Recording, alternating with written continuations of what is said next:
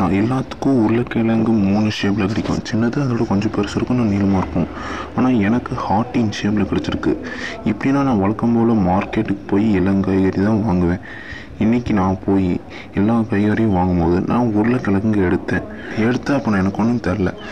எடுத்துகிட்டு அதுக்கப்புறம் நான் அதை வாங்கிட்டு எல்லாம் பில் போட்டு வாங்கிட்டு வீட்டுக்கு வந்துட்டேன்.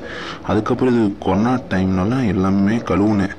அப்போ எல்லா காய்கறியும் கழுவும் போது நான் பொட்டேட்டோஸை எடுத்து கழுவுனேன். அப்போ தான் எனக்கு இந்த ஹார்ட்டின் ஷேப்பில் பொட்டேட்டோ கிடச்சிது. பார்த்தீங்களா, அப்படியே ஹார்ட்டாகட்டே இருக்குது. நான் ஏன் இந்த வீடியோ போட்டோன்னா, எனக்கு இந்த இன்சிடெண்ட் ரொம்ப பிடிச்சிருந்தது. அதை உங்களுக்கு ஷேர் பண்ணலான்னு பார்த்தேன்.